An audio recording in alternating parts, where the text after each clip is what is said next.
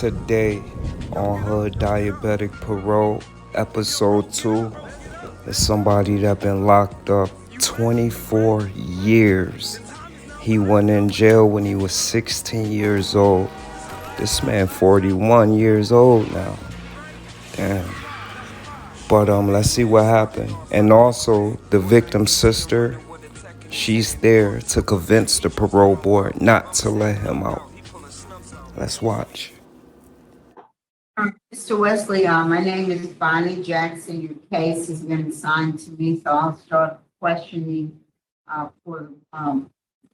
You're 41 years old now, Yes, ma'am.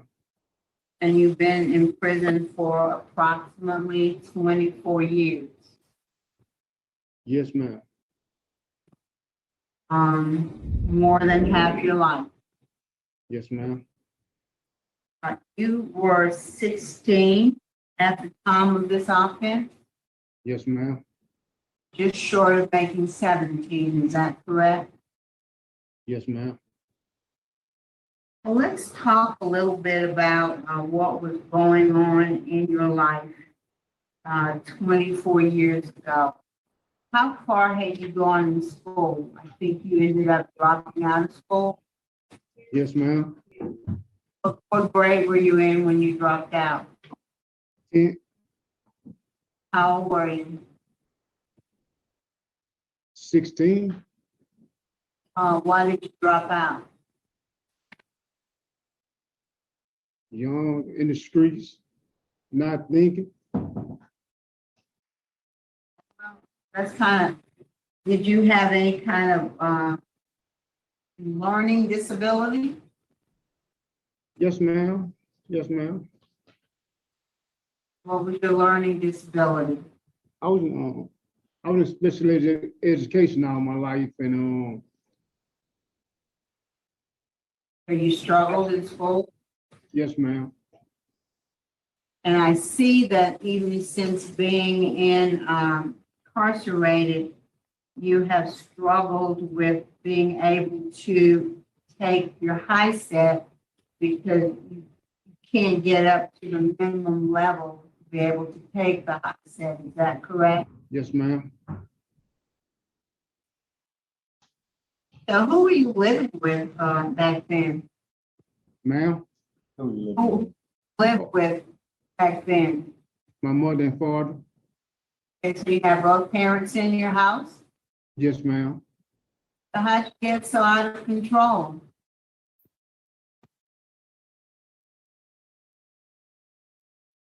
I I can't say. I don't, young, and I wasn't thinking. I was just in the streets. I wasn't listening. They taught me. They was telling me. They stayed on me. I just felt like I knew it all. Were you involved in any kind of gang activity? Yes, ma'am. Tell us about that. What gang and how did you become involved in the gang? I was a blood and neighborhood that I grew up in. That's what I seen at a young age and felt like that was cool, and it really wasn't though. When I look back now, it was very foolish. It don't have no meaning to it. It caused me half of my life to be in jail. More than half your life. I want you to be honest with us, Mr. Wesley, because we have all the police reports, we have all of the information surrounding you. Okay? Yes, So ma'am. today is the day for complete honesty.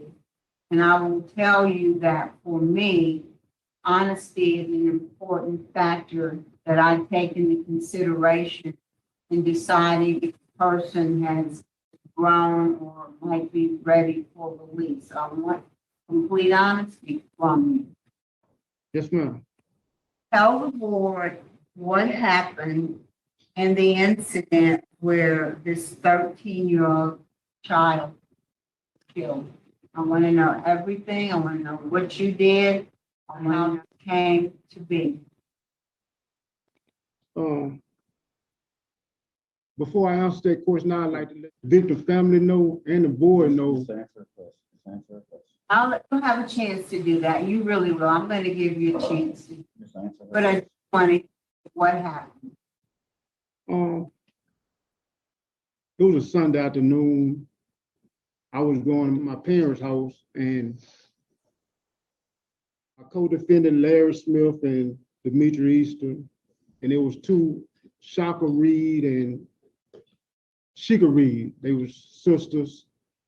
And I came in contact with them, like I say, going to my parents' house. And they were like, Right there, but you knew them before, is that correct? yes, I knew Demetri Easter and Larry Smith from the neighborhood. Yes, ma'am. Was Mr. Easter and Mr. Smith part of the Bloods?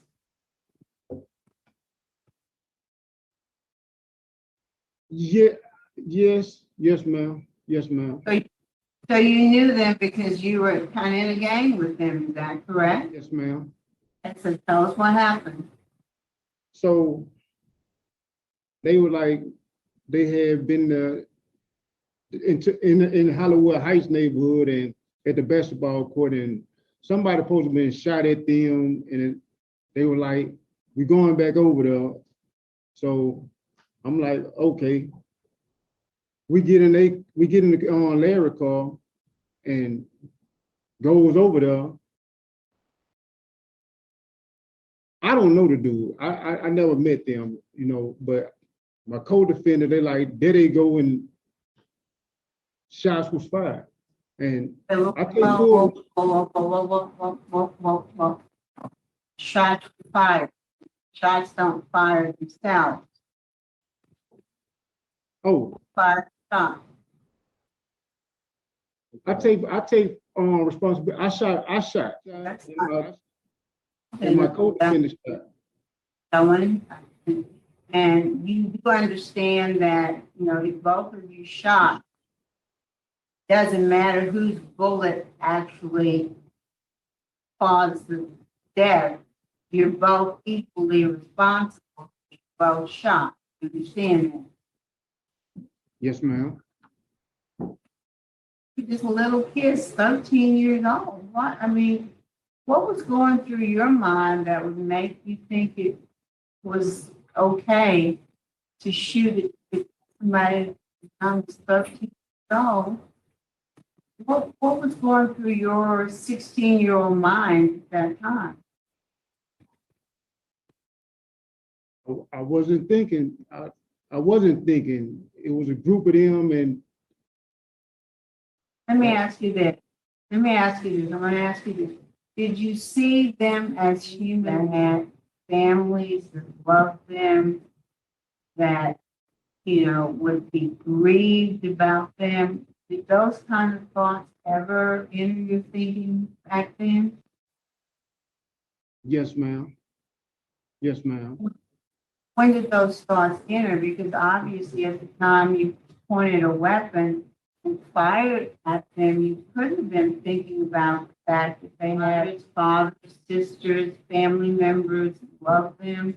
So help me understand what goes on in the mind of a person who just shoots at somebody, you know. So help me understand. I'm struggling to understand.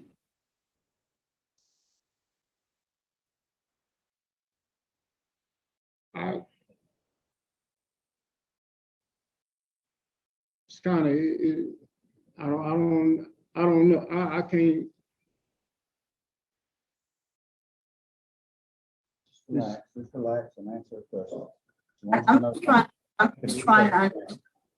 I'm just How you trying. could do such a thing. Just relax and tell her how you were able to do this if you saw them as people. Just relax and answer your question.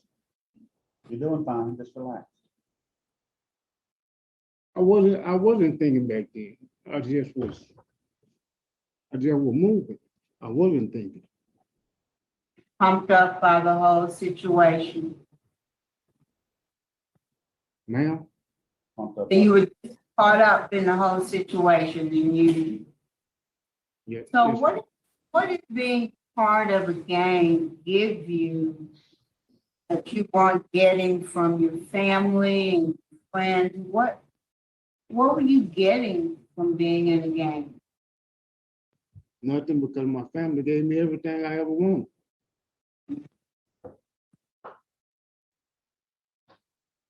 They always been there for me. Where are your co-defendants? One arm in Angola and one on the street. One in Angola.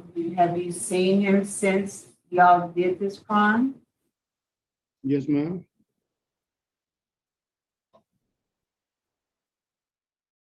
So let's talk about, let me ask you this. Were you involved in drug activity, drug dealing, or drug use when you were with the blood? Yes, ma'am. Yes, ma'am. Tell us about that. What was your involvement? I smoke weed. Anything else? No, ma'am. Never cocaine? No, ma'am. What about selling drugs? I didn't sell. I smoked weed. That's all I ever did, man. Well, you have a lot of opposition. Everybody kind of perished, all the law enforcement entities, judicial entities, DA, victims. So there's a lot of opposition. You can't do anything about that. So that's just the reality of this situation. So tell us how you're different today than you were 24 years ago.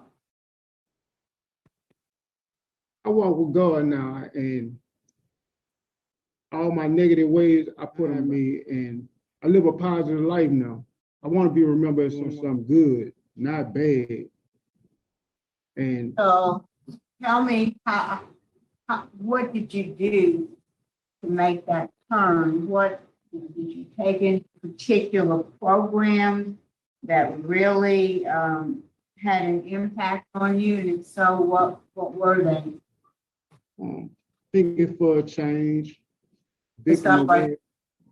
let's stop there. What'd you get out of what was the main points that you got out of thinking for a change? I had to round the way I think, the way I thought.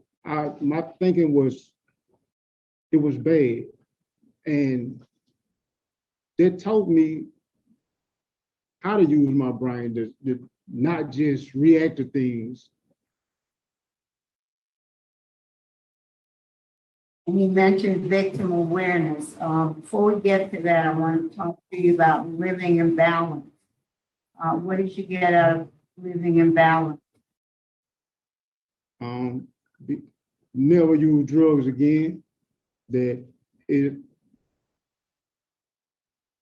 gonna bring you. It's gonna always bring you back to where you come from. Did you take anger management? Yes, ma'am.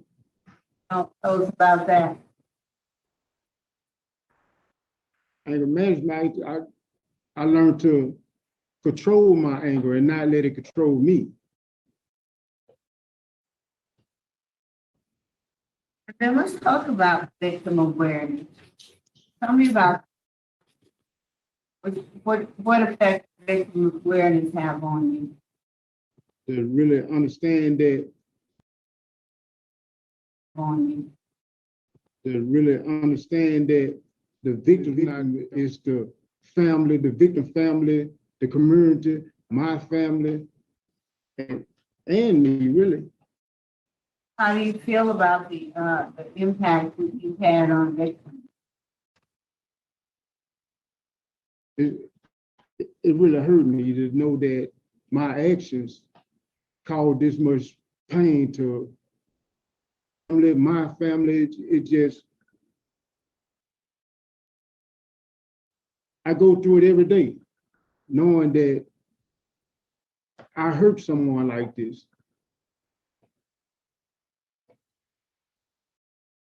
You've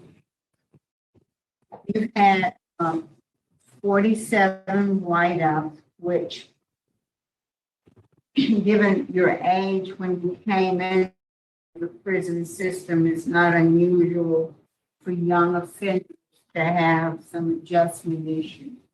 I'm showing that your last write-up was in 2016. You got 2 in 2016. Can you tell us about those? One on for horse playing, and the other was for cigarettes, having cigarettes. I smoked cigarettes, and yeah, I used to do horse playing around. I did that too. Did you receive extended lockdown? Yes, ma'am. But cigarettes, I went to the cell blocks. Yes, ma'am. Well, why did you get extended lockdown for cigarettes? It was contraband. They had stopped. You can have them anymore. Well, I understand that, but I've seen people with Mojo who didn't get extended lockdown, and I'm just curious as to why your punishment was extended lockdown. Oh, at this correction, at this jail, they by the rules. They Way, yes, ma'am. I got you. Well, tell me, how long have you been at David Wayne? Obviously, since 2016, before you got extended lockdown, but how long have you been there? 10.5 years. 10.5 years. And what's your job at Wayne? I work at the Norfolk Farm. I'm a nurse's aide. How long have you been doing that? Like 5 years. How did you end up with that job? I was out there. I was on a walk one day, and I seen a beeper went off, and the nurse was struggling with the bag trying to get to the beeper. I had to help her, and I ran over there to help her, and from that point on, that's just where I was. And I love doing what I do. What do you love about it? Why do you love working in the infirmary? I love helping people. I'm not out to hurting people anymore. I like to help and show my love and care. What are some of your responsibilities in the infirmary? I'm a hospice. If the beeper go off, let's say somebody having a heart attack, I got to get the stretcher and run down there with the nurse to help put him on there, and like everything, really, They need whatever they need you to do. Yes, ma'am. Have you had any training for that? And since I've been here, yeah. What kind of training did you get for that job? They teach you, When did you get on the job training, or did you take a program? on job training. Well, your work supervisors evaluated you as excellent in all of the criteria for your evaluation. They think very highly of your work in the infirmary, so you should be proud of that.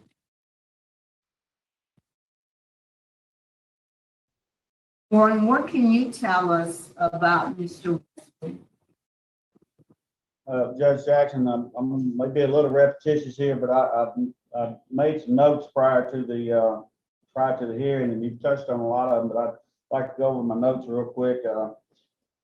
Fender Wesley was 16 years old. Like I said, at the time of the offense, he went to Angola at the age of 19. He stayed there from 1999 until 2012. He came to David Wade in 2012. He's 43 years old now. He's had 2 write-ups since he's been away. The last one, both of those were in 2016. That's the only disciplinary reports he's had since his time at David Wade. He is an orderly in the North Infirmary. He does work as a nursing aide, and I've witnessed him firsthand. He's a very compassionate, caring individual. He helps with our offenders in the end of life program. He helps the medical staff any way, in any way they need. He helps, carry their equipment when they respond to emergencies. He cleans the toilets. He sweeps and mops the floors. He cleans up. That's part of his job as well as taking care of the offenders that are in the end of life program. He's got an excellent work history, which you noted. And he's, like I say, he's obviously not the same individual he was in 1999 when he first went to LSP. He couldn't do these things that he does for us in the infirmary, caring for these people, if he didn't have, if he didn't have compassion, he didn't have empathy for the situations that they're in. He's got a good history of participating in programming. He's gone through Living in Balance, Cage Your Rage, Victim Awareness, Thinking for a Change. He participates in faith-based programming. He's also an honor inmate, and conversations I've had with Offender Wesley over the years, he's always expressed remorse for the crime he committed. Wait. That's a good man if you ask me, or at least trying to change. All right, go ahead. I think with his mindset today, this will never happen. I can't speak for when he was 16 years old, but I know as a 43-year-old mature young man, I'm confident that something of this nature would not occur again. He's definitely on the right track, and his mindset is towards helping people, and I see that from him every day just by watching him work in the infirmary when I make rounds of there. He's a model inmate at this institution. Thank you, Ward. Yes, ma'am. If you were to be successful, what is your transition plan? Where would you live? What kind of work what would be your plans going forward? My mother, I was going to stay with my mother and father. My cousin, he got his own carpentry business too, and he got a job for me. I got a job. If you could speak to the victim's family, what would you tell them, Mr. Wesley? That I'm very remorseful for what I did. I was young. I was a 16-year-old kid. I didn't know my actions back then. I didn't know. And I'm very sorry that I must took their family through that. And I pray that they have found it in their heart to forgive me. I'm really remorseful for it. I'm deeply hurt that I'm still taking them through this. Thank you, Mr. Wesley, Mrs. Johnson. That's all I have. We'll hear from the folks who will want to speak in support. First, we'd like to hear from Ms. Frances Wesley.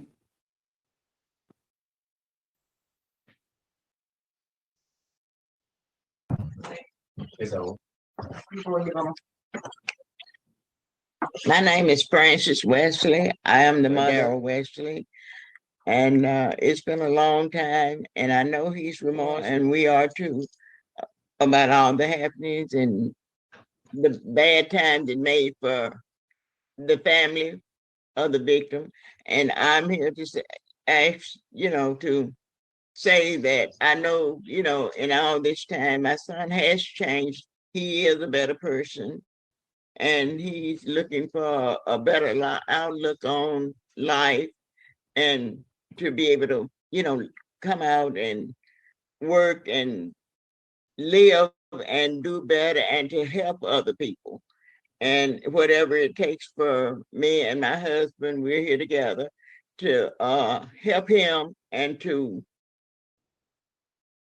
help him to find a better way of life.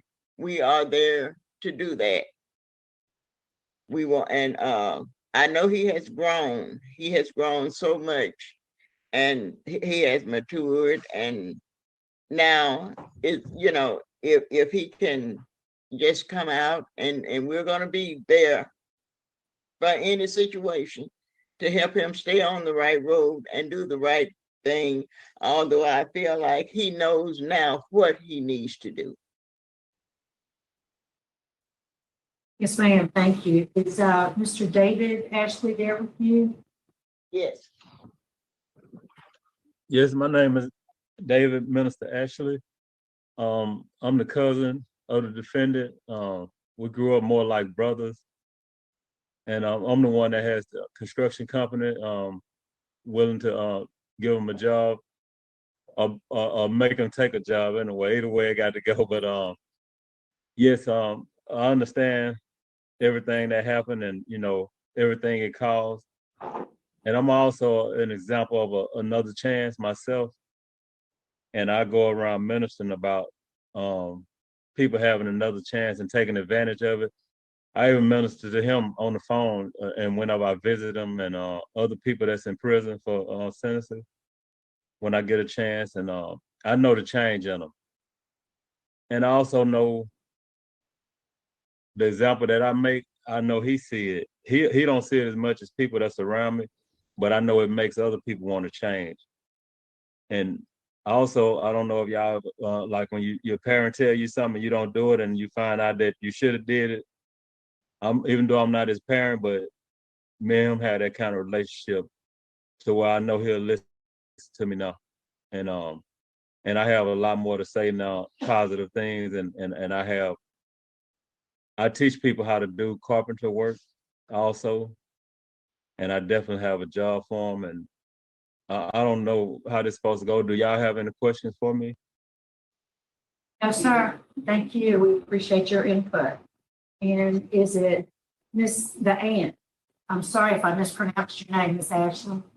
Hi, my name is Vicki Ashley. I'm Adara's aunt. Like Adara has made so much improvement. He's matured so much. And as I stated in my letter that I'm a counselor as well as a educator. So I'm available to assist him in, like I say, any way possible when he comes home to make sure he gets to work, like with his job situation, any counseling that he may, just to counsel him to keep him on the right track. If he needs to talk, and I know counseling is very therapeutic to the soul, and to assist him in any way possible. And like I said, it's my goal is for him is to become a productive member of society. Because at 16, he had not grown. I was in the system, I was in the education system back then. So I know with 16-year-old, he hadn't had a chance to develop yet. Brain had not developed. And I know that he can be a productive member of society. And that's the goal, is to be, be all you can be. And if when he comes home, say when, speaking out on faith, that when he comes home, that we are going to make sure we're going to pull out him to make sure that he can become that member of society that we all want to be. Support team. Yeah, he has a great support team. And I wish I could turn this camera around and let y'all see how many people are in here in support of him. Well, yes, ma'am. Thank you. And thank you all for being here in support. This time we're going to hear from the opposition, and that's the sister of victim's sister, Ms. Davis. Good morning. Good afternoon. Yeah. Mm-hmm. Hello. Can you hear me? Okay, I'm Sharmika Davis, Demario's sister. This is difficult. It's like it haven't even been a year ago when I saw you. All I can think about is his age. He was just an innocent 13-year-old riding his bike, doing what any 13-year-old would do. I wished the Lord would have placed it in your heart when they came at you to be that strong person that you say you are now, to advise them to turn around. Your family, you guys are so blessed because y'all get to see Daryl. You get to talk to him. You get to see his kids. We don't have that option. I can't call Mario. All I have is a picture on the wall. And what hurts most of all, I just heard you admit what you did a day earlier, and you was saying you was innocent. What hurts also most of all, my mom is gone, and she had to live with this every day of her life. And now I'm dealing with this. I know you're sorry from what you said, but that doesn't take the pain. I feel that, and I pray that they make the right decision to keep you there so you wouldn't make that mistake again. People say things to get out, and it sounds good on paper, but you never wrote my mom. You never apologized. You just admitted the truth. So I pray you guys make the right decision and keep him behind there. Mario, don't get a second chance at Daryl. Thank you. And thank you, Ms. Davis, for speaking for this this morning. Mr. Wesley, is there a statement you'd like to make before we vote and address your remarks to the panel? Yes, ma'am. I'm a little nervous, but I got something right. First, I want to thank you for this opportunity. Second, to express how remorseful I am to the Jenkins family and saying I'm very sorry. I know there's nothing I can say will undo the great loss and the pain and sorrow my actions have caused. Third, to my family for having you been faced with this blunder of my choice. Every day I have to carry that hurt in my heart. My prayers are always asking God to forgive me of my wrongs and to guide me to be a better person. Today I stand before you 24 years later, a completely different man. The kid I was at the age of 16 is long gone. So the immaturity, the refusal to own responsibility.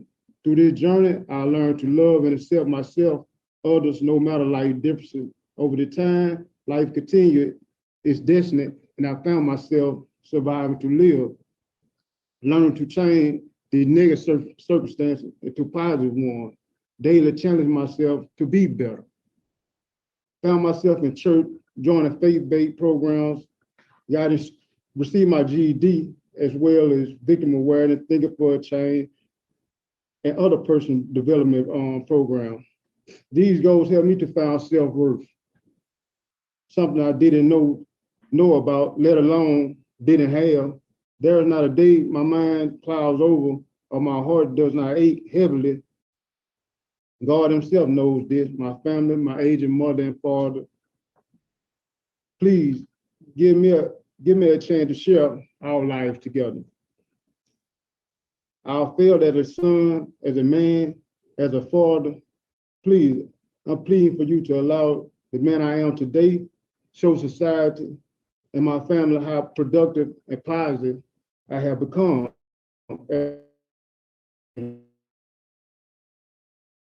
Remorseful I am, and my co-defendants are. Thank you for your time and consideration. God bless y'all. Thank you, sir. I think we are prepared. We'll start with Mrs. Jackson. First, I'd like to address Ms. Davis. Ms. Davis, it's apparent that you are still suffering all of these years. And I can't say that I understand completely because I'm not in your shoes. But I know this has to be very difficult for you, and I appreciate being here and sharing your input with us. And I'm going to say something to you, and I hope that you'll take this from my heart. Forgiveness is not for the offender. Forgiveness is for the one who gives forgiveness. And it is amazing forgiveness will do in your life how lift the burden off of you. It's not going to take away your loss, but it will free you from anger and bitterness, and your life will be better. I know this was a terrible crime, but our job is to not only focus on the crime, but also on the individual that we have. I have to take into consideration that when this crime was committed, the offender was 16 years old. And what a 16-year-old mind does and thinks is totally different from what a 43-year-old person thinks. And so we look at who that person is today, Amen. Amen. not who they Second were when they chances. were a 16-year-old teenager. When I see Mr. Wesley today, I see an individual who is genuinely remorseful, and I will tell you that I've seen a lot of fake remorse. But this is an individual who is genuinely remorseful. He has done a lot of work on himself to improve himself. But the thing that's most impressive for me is what he does for others. It shows that he wants to make amends for the harm he has caused by doing good things for other people. And it takes a special heart to be able to work in basically what's a hospice situation where people are dying, and you have to show compassion to them as they transition from this life into the next. Also, just to address Ms. Davis's concerns, inmates are forbidden contact the victims, or they can't do it, not allowed to do it. And so I just wanted you to know that. But today, looking at who Mr. Wesley is today, I've listened to extremely positive remarks from the warden.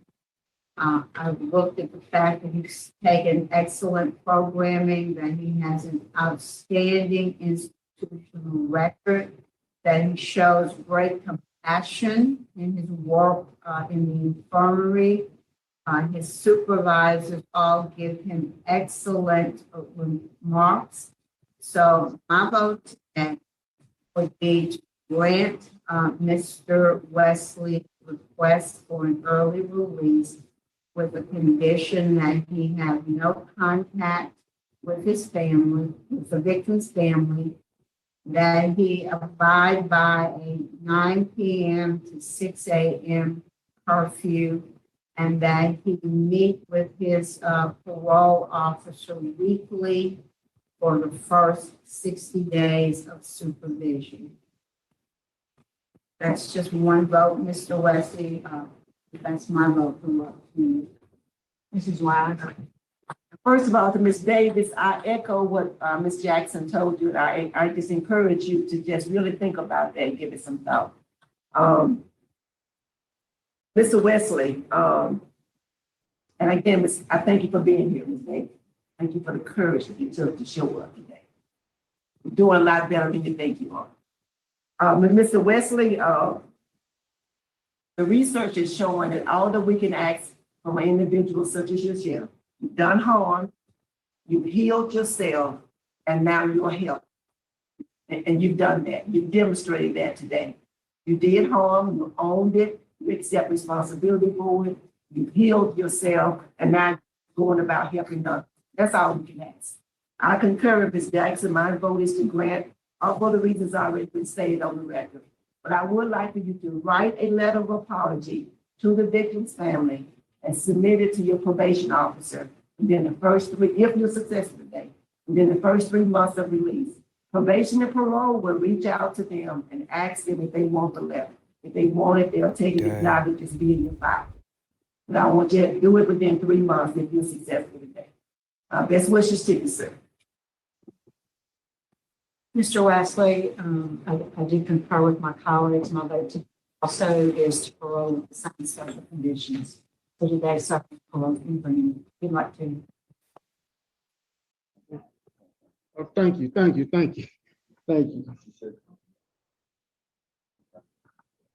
Morning, everyone. That concludes our business. Thanks for accommodating me today. It is 12:07. Yes, ma'am. God have a blessed day. Thank y'all. Thank you. Yo, get up. Yo, get up. Yo, Ro, get up. Yo. Oh man, that was crazy. Yo, like, share, subscribe, and comment your thoughts. And God bless her too. You know, pray for her, y'all. For real.